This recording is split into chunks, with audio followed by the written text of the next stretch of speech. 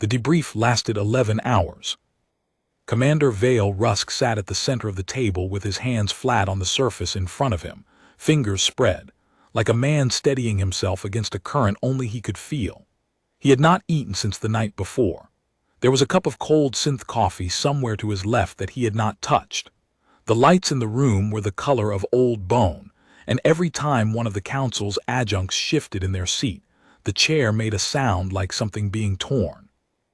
They made him start from the beginning 4 times. He did not mind, he had expected it.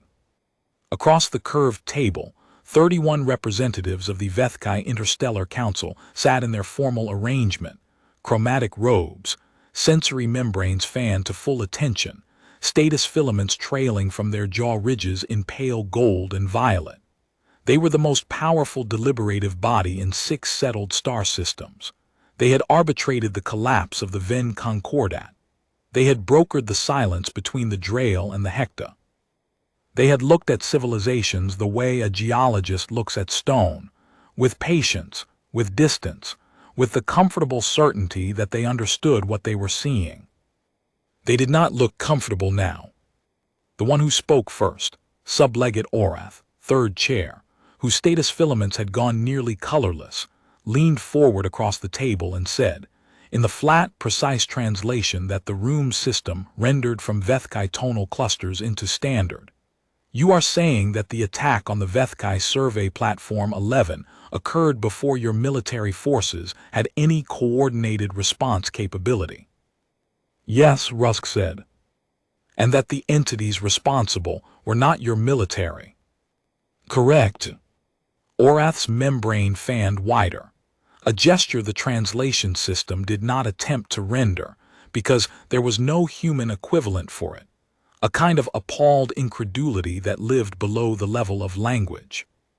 "Then who," said Orath very carefully, "attacked our platform?" Rusk looked at the cup of cold coffee. He looked at his hands. He thought about how to explain the answer and realized there wasn't a short version. There had never been a short version of this particular truth about humanity. He said, "Let me start from the beginning again." The first contact had not been dramatic. That was the part that the council kept getting stuck on, Rusk knew. They expected drama. The Vethkai had drama in their blood, or whatever passed for blood in the copper-based wet chemistry of their vascular system. They were a species that had codified first contact into ritual. 17 formal procedures, color-coded, rehearsed. There was an entire cast of AI whose professional purpose was to stand at the edge of something new and make it legible, make it safe, make it an occasion. Earth had not been an occasion. Earth had been a Tuesday. Rusk had been on his way to the corner store to buy a bottle of hot sauce and some bread when the Vethkai survey drone passed over the city at an altitude of 200 meters, running a passive biological scan. He had been wearing the same jacket he always wore, a battered olive canvas thing with a broken zipper on the left pocket, a rip along the hem that he kept meaning to fix, and a coffee stain on the lapel that had been there since his partner Danny Reyes had driven through a speed bump too fast back in February. The stain was shaped vaguely like a crescent moon. He hadn't seen the drone. Nobody had. It was designed not to be seen. But Mrs. Petrakis on the 3rd floor had noticed a brief electromagnetic pulse knock out her Wi-Fi router for approximately 4 seconds, which she had mentioned to her neighbor, who had mentioned it on a local community forum, where it had been picked up by a retired aerospace technician named Werner Holt, who had cross-referenced it with 2 other similar reports from the same night, one from an airport weather station, one from an amateur radio operator in the suburbs, and filed a careful, methodical report to a government tip line that was technically still operational mostly by bureaucratic inertia.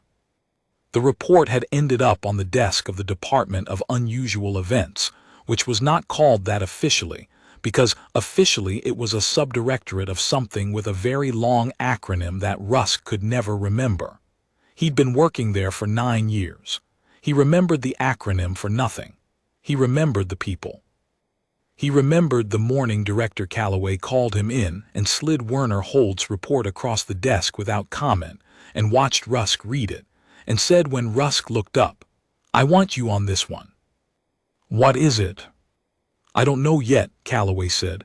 "That's why I want you on it." Danny Reyes was already in the car when he got downstairs. She was eating a breakfast sandwich that smelled like eggs and sriracha, and she had her feet up on the dashboard, which she knew he hated. He got in the passenger side and didn't say anything about the feet. She glanced at him, then at the folder. "Weird thing. Weird thing." "Good," she said. "I'm tired of regular things." She moved her feet, not because he'd said anything, just because she knew when to. They found the first one 6 days later. He was in a parking garage in the Koreatown district, standing very still between two cars on level 3, like a man who had forgotten where he was going and was trying to remember.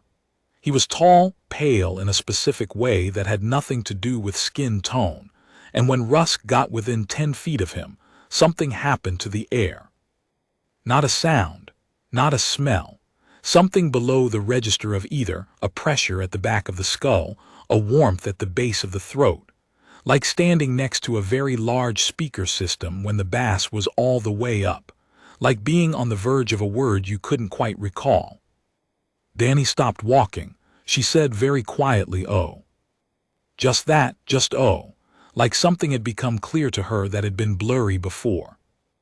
Rusk took her by the arm and walked her backward 3 steps, keeping his eyes on the tall, pale man who did not move, who was watching them the way water watches, without eyes somehow, without the specific directionality of a gaze, but aware. Thoroughly, completely, biologically aware. "You okay?" he said to Danny. She blinked, shook her head slowly the way you shake off a dream. "Yeah," she said. "What was that?" "I think that's what we're here to find out." The tall, pale man turned and walked away unhurriedly through the concrete shadow of level 3 and disappeared around a pillar. When they went around the pillar, he was gone. Not through a door, not down the ramp, just gone. Rusk stood in the space where he'd been. The pressure was still faintly there, like the ringing after a loud noise. He looked at the oil stains on the concrete. He looked at the pillar. He said, "Get me Werner Holt's number." They held the second one in a lab. Not the second one they found 6 more over the following 3 weeks, tracking the faint electromagnetic traces they left in Wi-Fi routers and weather equipment and the inexplicable behavioral shifts in certain software systems that the Vethkai apparently couldn't resist probing as they passed. Not all of them were findable. Not all of them wanted to be found. But the one in the lab, the one they'd eventually designated Subject 4 in the official file, and called the first man in the unofficial shorthand that Rusk hated and used anyway, had presented himself. He had walked into the lobby of the building on a Thursday morning and sat down in a chair and waited. He was wearing jeans and a light blue shirt with a button missing. He had dark hair and a face that was symmetrical in the way that real human faces almost never were. And when Calloway's deputy had come down to see what the situation was, she had stopped halfway across the lobby and not moved for nearly 40 seconds. The deputy later described this as feeling like being inside a song you already knew all the words to but couldn't name. They put him in a room with wire mesh windows and fluorescent lights, and a table with 2 chairs, and left him there. He sat in the chair that faced the door. He folded his hands on the table. He waited. Rusk sat across from him for the first session and said nothing for a long time. The pressure was there, at the back of the skull. He breathed through it, the way you breathe through pain that isn't sharp enough to be dangerous. He found that if he kept his focus on something specific and concrete, the button missing from the blue shirt, the slight asymmetry in the hairline where it met the left ear, the scratch on the table surface between them, the pressure stayed manageable. After a while, Subject 4 said, in English that had no accent and also did not sound like English, "You are different." "Different from who?" Rusk said. "From the others. A pause. "You are not listening to me the way they do." "No," Rusk agreed. "Why not?" Rusk considered the question. "I think," he said slowly, "because I'm not sure you're saying anything. I think the feeling is the message. And I've never really trusted feelings over evidence." Subject 4 looked at him for a long time. It was the first time he'd looked at Rusk with something that felt specific, an attention that had shape to it, direction. "That is unusual," Subject 4 said. "I'm a little unusual," Rusk said. He pulled his notebook from his jacket pocket, the battered olive canvas one, with the broken zipper, and opened it on the table between them and said, "Now, tell me why you're here." It took 3 weeks to get anything coherent out of Subject 4, and Rusk was not sure even then that coherent was the right word for it. It was more like contextual, like reading a map drawn by someone who had a different relationship to direction than you did. North meant something different. Distance was measured in something other than space. What he eventually understood was this. The Vethkai had been watching Earth for approximately 40 years. Not closely, the way you watch something peripheral that hasn't required attention yet. There were survey passes every few years, biological cataloging, atmospheric analysis. The conclusion of the Vethkai surveys, accumulated over 4 decades, was essentially interesting chemistry, complex social structures, pre-spaceflight, no threat. A category of civilization that the AI designated in their own taxonomy as ambient, present, but not yet loud enough to require engagement. Then something had changed, not on Earth's side, on the Vethkai side. They needed this system, a resource extraction operation, a staging point for a longer-range survey, a place to put something large and inconvenient that didn't fit in their home territory. The exact reason varied depending on which faction of the council had put forward the proposal, and Subject 4 was either unable or unwilling to be precise about which version was true. What he was clear about was the outcome. The Vethkai Council had voted, in their formal 17 procedure way, to proceed with colonization of the third planet from the local star. "Earth. That's our planet," Rusk said. "Yes," said Subject 4. "Did anyone think to ask us?" Subject 4's face did something complicated, not the pressure wave effect, something different, something almost involuntary. Like the thing a person does when a question catches them in a place they weren't expecting. "You were not believed to have reached the threshold," he said. "The threshold of what?" "Relevance," he said, and something in the word's flat precision felt to Rusk exactly like a slap. He went home that night and stood in his kitchen for a while without turning the light on. The apartment was small and underfurnished in the way that apartments are when their occupant spends most of their waking hours somewhere else. There was a couch with a blanket folded on one arm. There was a shelf of books, most of which were about signal processing and atmospheric physics, with 3 novels stuck between them that Danny had given him over the years. Her way of suggesting he occasionally engage with something that wasn't data. He stood in the dark and listened to the traffic outside and thought about the word relevance. He had been thinking about it in the car on the way home, and during the debrief with Calloway afterward, and while standing in the elevator waiting for his floor. The word had a quality to it, not the sound, not the meaning, but the weight of the assumption it carried. A civilization had looked at the entirety of human history, every war and peace, every poem and equation, every birth and death, an act of courage and act of stupidity, and had reduced it to a category, a threshold not reached, a box not checked. He wondered if they had found the music, if somewhere in the 40 years of survey data between the atmospheric composition readings and the electromagnetic scatter analysis, there was a file that contained the sound of a human voice singing. He wondered if they'd measured it, if they'd categorized it, if it had been filed under acoustic behavior or social ritual or ambient. He made coffee, drank it standing up, went to bed, did not sleep well. The next morning, Danny took over the sessions with Subject 4. Rusk watched from behind the one-way glass for the first 2 days, partly because protocol required it, and partly because he wanted to see something specific. The difference between how Subject 4 responded to him and how Subject 4 responded to her. The difference was immediate and significant. With Rusk, Subject 4 had been clinical, responsive, occasionally transparent but always transactional, information for information, observation for observation, a careful economy of exchange. With Danny, something else happened. Danny did not ask questions the way Rusk asked questions. She did not arrive with a list. She did not work through the problem sequentially. She came into the room and sat down and sometimes said nothing at all for 5 or 10 minutes, comfortable in the silence in a way that was not performative and not strategic. Just comfortable, as though silence were simply another mode of being present, no less valid than speech. Subject 4 on the second day said, "You are waiting."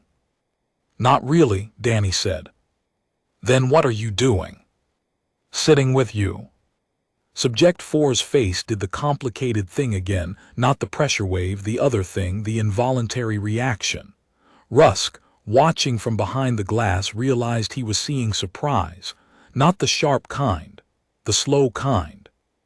The kind that comes from encountering something that doesn't fit in any available category and having to hold it in your hands and turn it over without a label.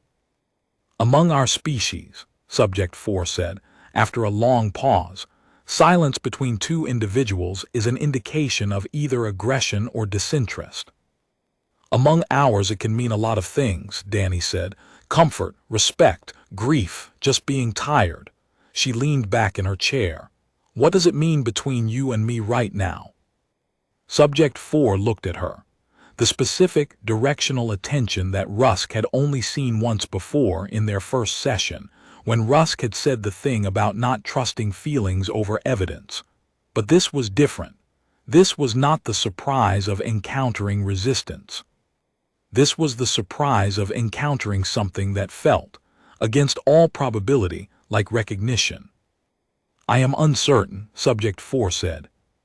"That's okay," Danny said. And they sat in silence for another 8 minutes, and in those 8 minutes, Rusk understood something that the Vethkai surveys had never measured and probably could not have. The radical, bewildering, specifically human act of offering another being the space to not know what was happening, and being willing to stay in that space with them. He went back to his desk and wrote a note to Calloway. "She's getting more than I could. Let her run it." Over the following 2 weeks, Danny extracted, or more accurately was offered, a picture of the Vethkai civilization that was more complete than anything Rusk had expected. Not through interrogation, through presence, through the specific gift Danny had of being someone you wanted to explain things to, not because she demanded explanations, but because her attention made you want to be understood. Subject 4 told her about the council structure, about the 17 procedures, about the color-coded hierarchy and the status filaments and the way decisions cascaded from the top of the system to the bottom with the slow inevitability of something very large and very old. He told her about the surveys, how they worked, what they measured, what they were designed to find, and more importantly, what they were not designed to find. He told her about the threshold. The threshold of relevance was not, as Rusk had initially assumed, a simple capability benchmark. It was not just about spaceflight or weapons technology or energy production. It was a composite assessment, a formula, essentially, that weighed a species' technological development against its social stability, its resource utilization patterns, its communication infrastructure, and critically, its predictability. Predictability. Danny had repeated the word back to him. Predictability is a factor in whether you consider a species relevant. It is the primary factor, Subject 4 had said. A species whose behavior can be accurately modeled from survey data is, by definition, manageable. Manageable species do not require engagement. They require only monitoring. And if a species isn't predictable? Subject 4 had paused. Then it requires engagement, but unpredictability at a pre-space flight level of development is statistically unlikely. Your technology constrains your options. Constrained options produce predictable behavior. Another pause. That is the model. And the model was wrong, Danny said. Subject 4 looked at her. The model, he said very carefully, did not account for you. The colonization effort began 31 days later, not from Earth's perspective but from the Council's. Rusk only understood the timeline retroactively, assembling it from sensor logs, from Subject 4's testimony, from the strange cascade of small events that preceded the arrival, the Wi-Fi disruptions, the software anomalies, the increasing frequency of that pressure wave effect in urban centers. It was careful, methodical. It had the quality of something very large moving very slowly, which is to say it had the quality of something that had never expected to be stopped. Danny noticed it first. She always noticed things first. They were sitting in the car outside a diner in Silver Lake, sharing a bag of chips that was mostly crumbs at this point, watching a building across the street that had been flagged in 3 separate anomaly reports. The streetlights had been flickering for 2 hours. A dog tied to a bicycle rack 3 doors down had been barking continuously since they arrived. Not the bark of alarm or threat, but the bark of bewilderment, the kind of sound you make when the world is not behaving the way you have been taught it should. Danny was eating a chip. She stopped eating the chip and said, without looking away from the building, "They think we're going to just let this happen." "What?" "Whatever they're planning, they think we're going to let it happen." She turned to look at him. Her face was doing the thing it did when she was angry and was keeping the anger entirely below the surface, which was the most dangerous version of Danny. "They've been watching us for 40 years, Vale. And they still think we're going to let it happen." He looked at the building. The lights flickered, the dog barked. "What do you want to do about it?" Danny looked at the bag of chips for a moment. She seemed to be performing some internal calculation. Then she said, "I want to make a call." "To who?" "Werner Holt has a nephew who works at JPL." Rusk stared at her. "You've been planning this." "I've been thinking about it," she said. "There's a difference." She ate the last chip. "But also, yes, a little." Werner Holt's nephew was a man named Paul Chen, and he was, as it turned out, not the only person at JPL who had noticed anomalies. There were 7 of them, across 3 separate teams, none of whom had talked to each other because none of them had been certain enough of what they were seeing to say it out loud to a colleague. The knowledge had been living in separate rooms inside 7 separate people, quiet and careful, and not yet real. Rusk got them all in the same room. He did not explain everything. He explained enough. He did not explain it as a crisis. He explained it as a problem. This was deliberate. He had spent 9 years in the Department of Unusual Events, and he had learned early that when you present something as a crisis, people react to the crisis. They contract, they escalate, they move fast in directions they haven't thought through. When you present something as a problem, people solve it. They get methodical. They get stubborn in the good way, the way that comes from the specific human refusal to accept that a thing cannot be done just because it hasn't been done yet. Paul Chen looked at the data for a long time. He looked at the sensor logs. He looked at the trajectory models. He said, "Okay, what are we working with?" "Very little," Rusk said. "Okay," Chen said again, and something in his voice changed register, dropped into that lower key that Rusk recognized as the sound of a person switching from thinking about a problem to being inside it. "Let's start with what we know." They had 6 weeks before the first insertion. An insertion was the Vethkai term for the initial establishment of a ground presence, not a full deployment, but the placement of a coordinating node, a kind of anchor point.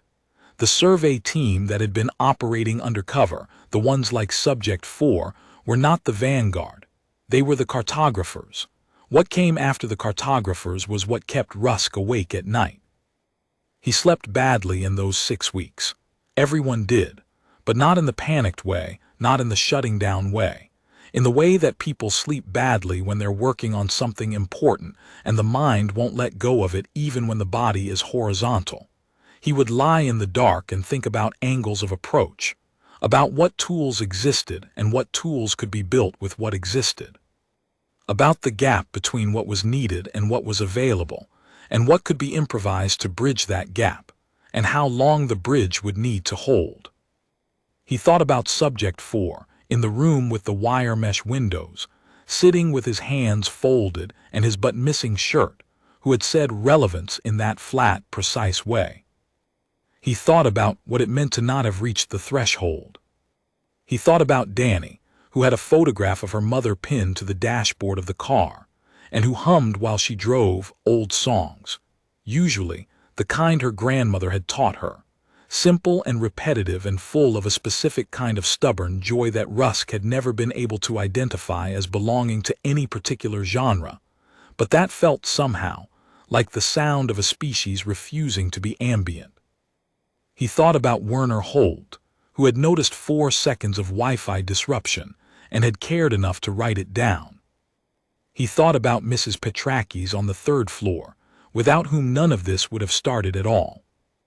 And he thought about the council, deliberating in their color-coded procedural way, 40 years of surveys reduced to a category label, a threshold judgment, a vote. He thought they don't know us at all. Halloween fell on a Wednesday that year, which was not ideal from a tactical standpoint, but you work with what you have.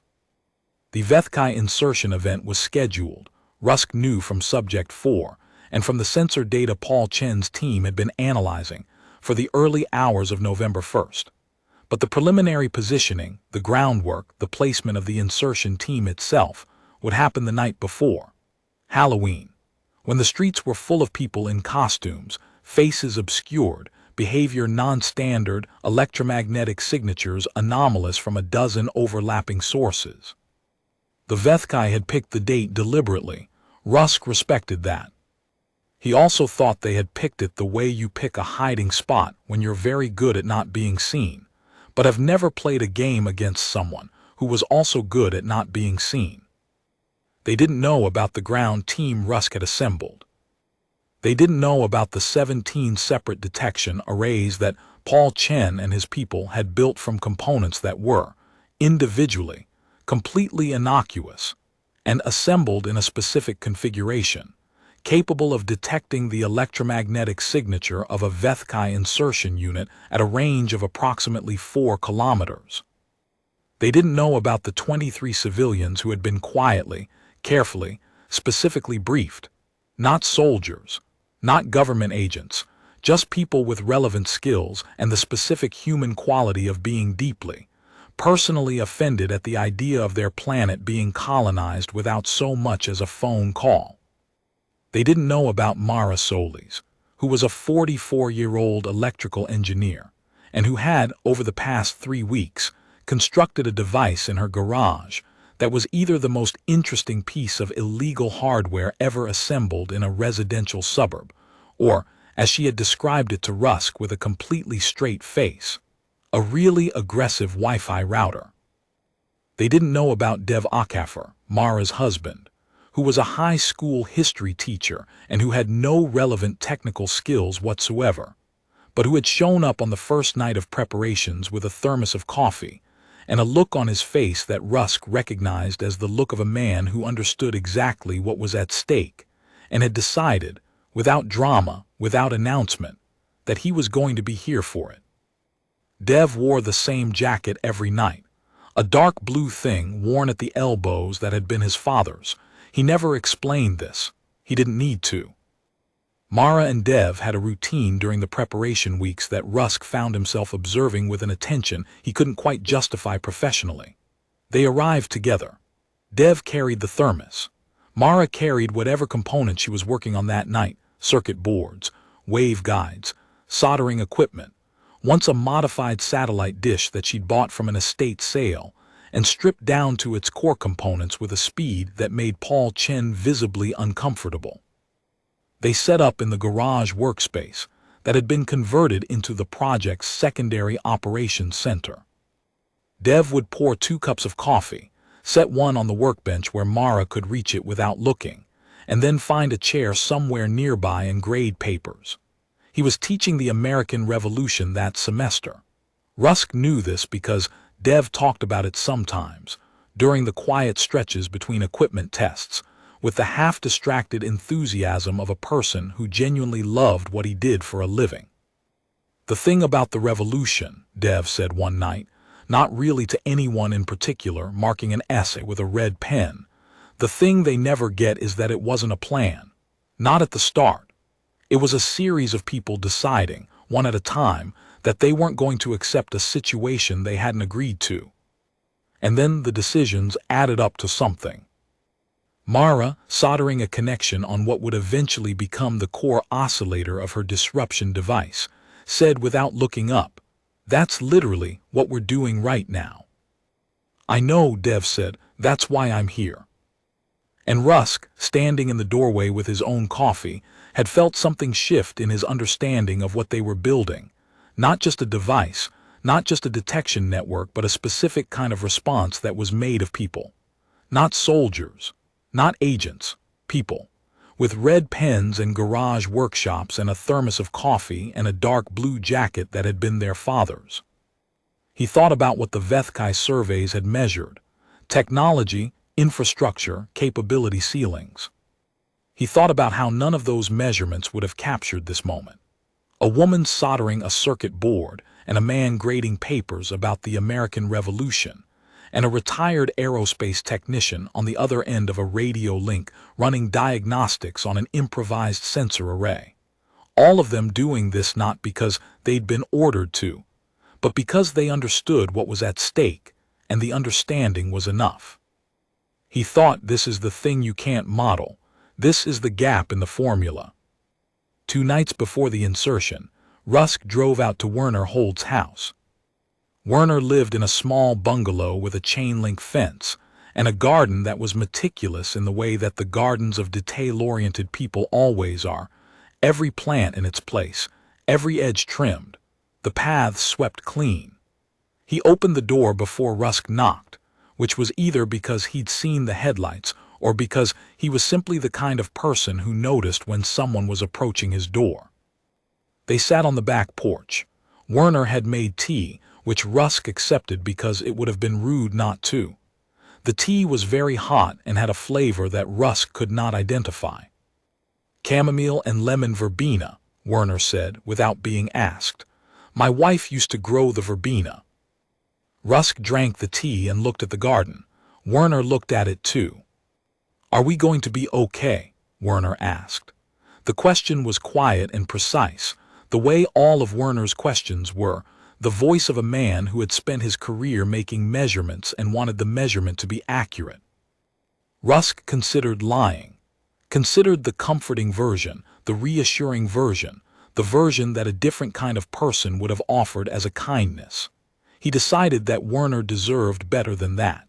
Werner had earned better than that by being the person who had noticed 4 seconds of Wi-Fi disruption and had cared enough to write it down. "I don't know," Rusk said, "but the plan is good." "The framework," Werner corrected. Rusk smiled. It was a small smile, the kind that happens when someone uses the exact right word. "The framework is good." Werner nodded. He sipped his tea. He said, "I noticed the signal on a Wednesday. I almost didn't write it down. My daughter had called that afternoon and we'd had an argument, nothing serious, just the kind of argument you have when you love someone and you're both tired, and I was distracted. I almost let it go." "But you didn't." "No," Werner looked at the garden, "because it was anomalous, and anomalies deserve attention. That's the only rule I've ever really had." Rusk finished his tea. It was good tea. "That's a good rule." "It served me well enough," Werner said. Then, after a pause, Vale. "Yeah. Whatever happens on Halloween night, whatever they do, Whatever we do, I want you to know that I'm glad I wrote it down." Rusk looked at the old man on his porch with his meticulous garden and his chamomile and lemon verbena tea and his one rule, and felt something that he did not have a word for and did not try to find one. He said, "Me too, Werner." And they didn't know about Danny Reyes, who had spent the past 3 weeks learning more about Vethkai behavioral patterns from Subject 4 than Subject 4 had intended to share. Because Danny had a specific gift for being comfortable in silences in a way that made other beings fill them. And Subject 4, alone in the room with the wire mesh windows, had eventually begun talking not because he was deceived, but because the silence Danny offered was the first thing on Earth that had felt genuinely, recognizably alien to him, not threatening, just familiar in its strangeness. She had learned, among other things, that the insertion team would not expect to be seen, not because humans were incompetent, but because the Vethkai had a specific, structural blind spot around the concept of human improvisation. The surveys had measured human technology, human infrastructure, human response protocols. What the surveys had not measured, what could not be easily measured because it was not a fixed quantity, was the human tendency under pressure to invent, not to execute a plan, to invent one. To build a response from nothing, from duct tape and knowledge and a 44-year-old woman's garage, from a retired aerospace technician's careful notation, from the specific stubbornness of a species that had not yet reached the threshold of relevance, but had also, quietly, never actually accepted anyone else's right to set that threshold. The Vethkai surveys had measured what humans had done. They had not measured what humans were willing to do. The night was cold and clear. The streets of the city moved with the slow carnival of Halloween, clusters of children with flashlights, teenagers in deliberate ironic costumes, adults who had leaned into the occasion with a cheerfulness that suggested relief at the permission to be absurd for one night. The air smelled of leaves and sugar, and faintly, of something beneath both that Rusk had learned over the past weeks to associate with the Vethkai, not unpleasant, not even identifiable as a smell exactly, more like a texture in the back of the throat. He was standing in the alley beside a dry cleaner's on a street that Paul Chen's team had identified as the most probable approach corridor. He was wearing a jacket and carrying nothing that looked like a weapon, because none of what he carried was a weapon in any conventional sense. He had a handheld version of one of the detection units. He had a phone. He had a radio. He had Werner Holt on one end of the radio. He had Danny on the other. At 11:47 p.m., the detection unit's display changed. He keyed the radio, 2 minutes. Werner Holt's voice, calm and precise, confirmed, "I'm seeing the signature on the north array." "Danny, south array has it too. They're not coming from where they said they would." "They changed the approach." "Yes." "Can Mara adjust?" A pause. Then Mara's voice in the background of Danny's channel, saying something that was not for transmission, followed by Danny saying calmly, "She's adjusting." This was the thing. This was the exact specific thing. The Vethkai had planned for the humans to have a plan. They had even planned for the plan to be better than expected. What they had not planned for was the plan changing in real time based on new information, because the plan had not been a plan in the first place. It had been a framework, a conversation, a living thing. Rusk moved out of the alley. He moved through the Halloween crowd, which parted for him in the way crowds part for people moving with purpose, and he thought about what Subject 4 had said. "You are different. You are not listening to me the way they do." And what Rusk had said back, which he now understood had been more true than he'd known at the time. "I've never really trusted feelings over evidence." The insertion team was 7 Vethkai in a configuration their own sensor records would later describe as standard planetary approach. Standard, unexceptional, something they had done in 6 other systems without incident. They were dressed as humans. This was the irony that the council, when they were briefed later, would have the most trouble processing. The Vethkai insertion team had studied human appearance and movement patterns and had dressed in clothing consistent with the local Halloween custom, on the theory that this would provide cover. They were wearing costumes, and so was almost everyone around them. The difference was that every non-costumed human in the radius of 4 city blocks was exactly who they appeared to be, and the 7 Vethkai in their human approximation clothing were not. And the 23 people in Rusk's ground team, spread across those 4 blocks in configurations that would have been invisible to any surveillance that was looking for a military formation, which this wasn't, were also exactly who they appeared to be. A retired aerospace technician who noticed things, an electrical engineer with a garage, a history teacher who understood what was at stake, an agent who had been working unusual problems for 9 years and had learned that the unusual ones were only unusual if you had expected something else. What Mara's device did was not violent. This was important to Rusk, had been important to him from the beginning, because he had spent 3 weeks arguing against the escalation option, against the faction within the department that wanted to respond to the insertion with something conventional and kinetic. He had won that argument because he had presented it clearly, with evidence, and also because Calloway, who had worked with him for 9 years, knew that when Rusk had a position, he didn't let go of it for reasons that turned out to be wrong. What Mara's device did was disrupt the specific electromagnetic field that the AI insertion units used to maintain their coordination, not permanently, not destructively. And this was Mara's explanation, delivered with the same flat professional tone she used for everything, pulling the tablecloth just far enough that everything slides but doesn't fall. The 7 Vethkai stopped moving. They stopped because their coordination system had just gone from fully operational to fully unreliable in the space of a tenth of a second, and they had no fallback protocol for this because there had never been a reason to develop one, because this had never happened before, because ambient civilizations did not do this, because pre-spaceflight species working from a framework rather than a plan did not do this.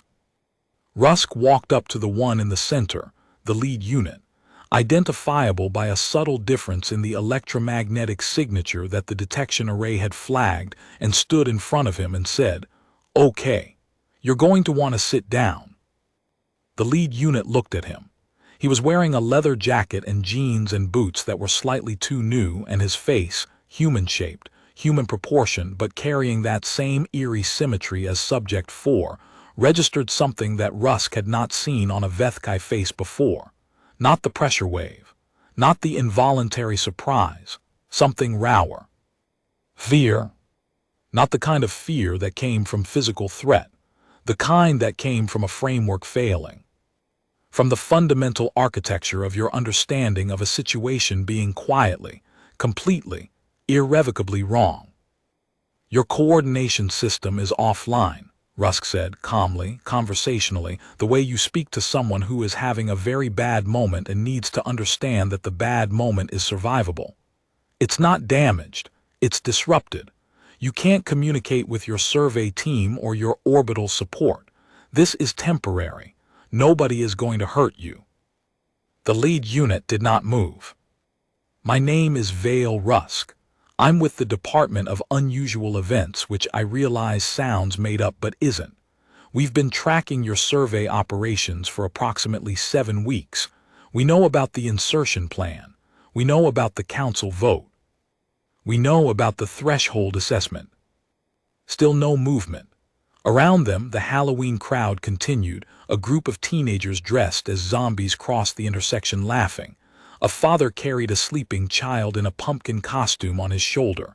A woman in a witch hat was arguing cheerfully with someone on her phone about where to get tacos. The world doing what the world did, not stopping for this, not even noticing. "Here's what's going to happen," Rusk said.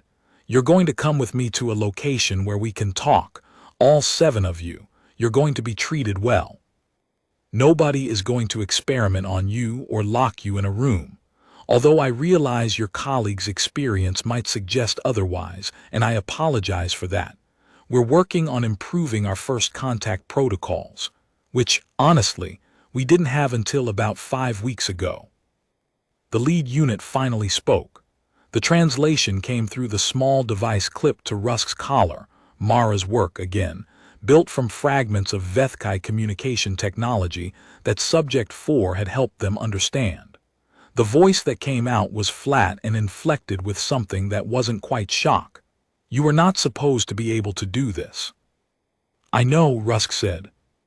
The models indicated. I know what the models indicated, Rusk said, not unkindly. The models were wrong. Not because they were badly made, because they were measuring the wrong things. The lead unit looked at the crowd around them. The zombies, the pumpkin child, the woman discussing tacos, the absolute, oblivious, magnificent normalcy of it all. What are they doing? The lead unit asked. Having fun, Rusk said. It's a holiday. They dress up as things they're not and walk around asking each other for candy.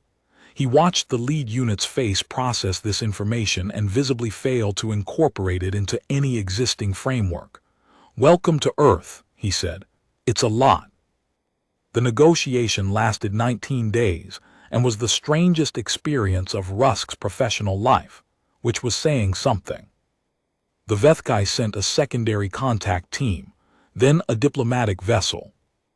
Then, when it became clear that the situation required more than a vessel, they sent a representative of the council, Sublegate Orath, third chair, who arrived in a ship that Rusk never saw because it was parked in a classified location that he was not cleared for and did not try to access, because there were things above his level and he had enough to do at his level.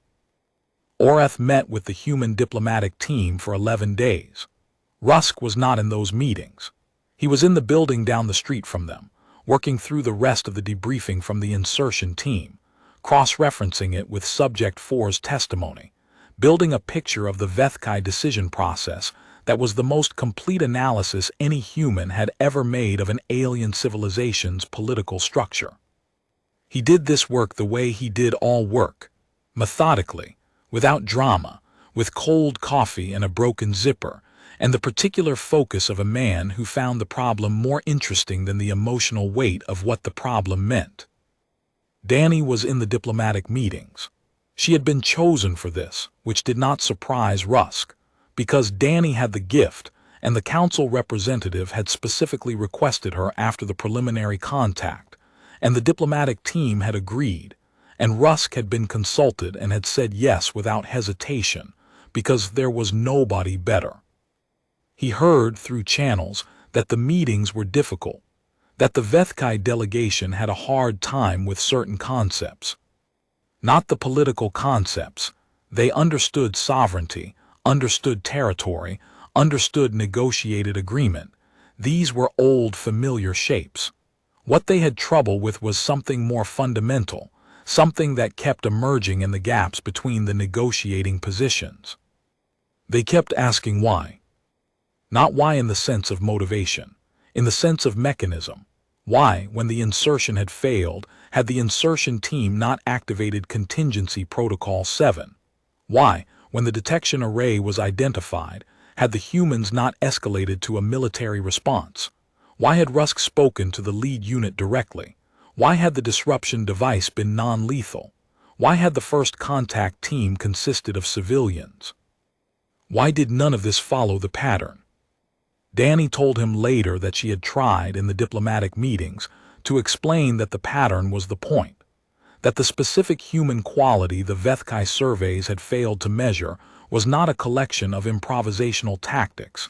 It was a disposition, a stance, a refusal baked into something very deep in the species to accept the definition of a situation offered by someone who stood outside it.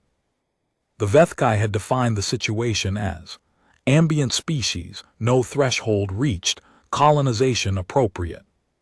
Humanity had not accepted that definition. Not because humanity had been informed of it and rejected it. But because humanity had, through the specific and thoroughly human process of paying attention to small things, 4 seconds of Wi-Fi disruption, a dog barking in a particular way, a community forum, a careful report, a nephew at JPL, a garage in the suburbs assembled its own definition of the situation. From the ground up, from the evidence available, without waiting for permission from a body whose relevance threshold humanity had never agreed to in the first place. They keep calling it chaos, Danny said. What do you call it? Rusk asked. She thought about it. Tuesday, she said. The full council session was convened on the 23rd day. Rusk was brought in not as a witness, but as a briefer. This was technically a distinction without a difference, since the briefing was conducted entirely in response to questions from the council, and he had no prepared remarks. But the council had apparently insisted on the framing for procedural reasons that Oreth had explained to him without quite managing to explain. The chamber was large, much larger than he'd expected. The ceiling was high enough that the upper sections were in a different quality of light, not darker, exactly, but different in temperature, older somehow, as if the light at the top of the room had been there longer. The floor was a single piece of material that was either stone or something that behaved like stone and had the acoustic quality of a cathedral, so that each sound existed in the room for a beat longer than it should have, trailing the ghost of itself. 31 council members in chromatic robes, the status filaments, the sensory membranes at full extension, reading everything. The smell or texture or pressure of many Vethkai bodies in an enclosed space, which was different from a single AI and had a different quality to it, lower and slower, like a tide rather than a current. Rusk sat at the table. He put his hands flat on the surface. He waited. The council deliberated among themselves in tonal Vethkai for approximately 8 minutes, which the translation system rendered as a low murmur without content, before Oreth spoke. Commander Rusk, said Oreth, through the translation system, you will explain to the council how an ambient civilization, a species that has not achieved independent spaceflight, that has not made contact with any other sentient species, that has not passed any threshold of galactic relevance, defeated a standard insertion operation conducted by a species with 600 years of spaceflight experience. Rusk looked at the council. He looked at the 31 representatives of the most powerful deliberative body in 6 settled star systems. He said, defeated is an interesting word for it. A beat of silence. You prefer a different word, said Oreth. I prefer a more accurate one, Rusk said. We didn't defeat your insertion operation. We changed the situation it was designed to operate in. Those are different things. Another beat, Oreth's membrane fanned. Explain the difference. Rusk thought for a moment about how to explain something that was, for him, so basic as to barely require explanation. So fundamental to how he moved through the world that articulating it was a little like being asked to explain walking. He said, your insertion operation was designed to work against a predictable response, a military response, or no response at all. You done the analysis, you had the behavioral models, you knew the capability ceiling. You designed a plan that would succeed against those options. He paused. The problem is that you were solving for the response. We weren't thinking about the response. We were thinking about the problem. The problem being our insertion. The problem being your insertion, yes. And the difference is a response is reactive. It has a shape, and the shape is defined by what it's responding to. A problem-solving process is generative. It invents its own shape. He looked down at his hands on the table. You built a plan to beat our plan. We didn't have a plan. We had a framework and a set of people who were good at paying attention. Silence in the chamber, the kind of silence that has texture.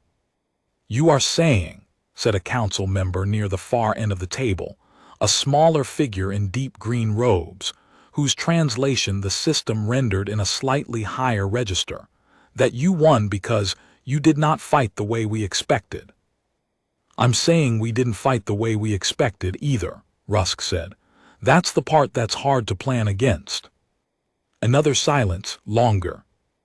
A different council member, center table, massive in the way that suggested genuine biological seniority among the Vethkai, said something in the low tonal clusters that the translation system paused on for a full 3 seconds before rendering. "You were assessed as ambient, as not having reached the threshold of relevance." "Yes," Rusk said. "And your response to this assessment is what you have demonstrated here." "Yes." "You find the assessment incorrect." "I find the assessment irrelevant," Rusk said, and felt, as he said it, the word land in the room with the weight of something returned. "Not because we've proven otherwise, but because the threshold was never ours to reach. You said it. We never agreed to it. Those are two different things, and I think the gap between them is the gap where your plan fell apart." The council chamber was very quiet. Outside somewhere, it was morning. Regular, unremarkable ambient morning, on a planet that had been going about its business for a very long time without anyone's permission, and intended to continue doing so. Oreth said after a long pause, "What do you want?" Rusk said, "Acknowledgement that Earth is sovereign territory not subject to any external development agreement, a formal communication channel, and the return of the insertion team members to whatever they consider home." Oreth's membrane fanned, retracted, fanned again. "That is a very modest list." "We're not greedy," Rusk said. "We just want to be left alone to do our own thing on our own planet at our own pace. That's all we've ever wanted." He picked up the cold coffee, drank it, put it down. "We'd have told you that 40 years ago if you'd asked."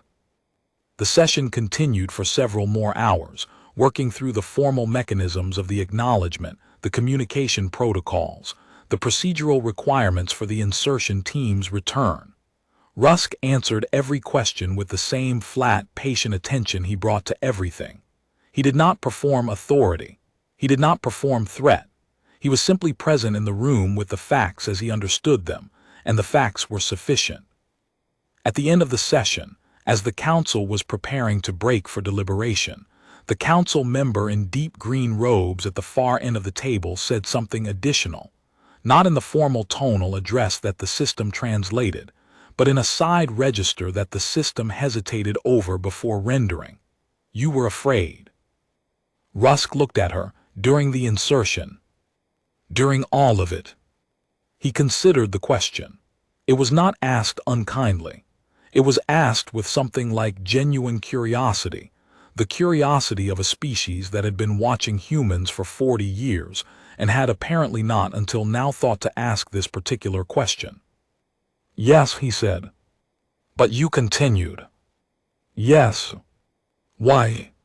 He thought about Danny humming in the car. He thought about Werner Holt writing down 4 seconds of Wi-Fi disruption because it was anomalous, and anomalies deserved attention.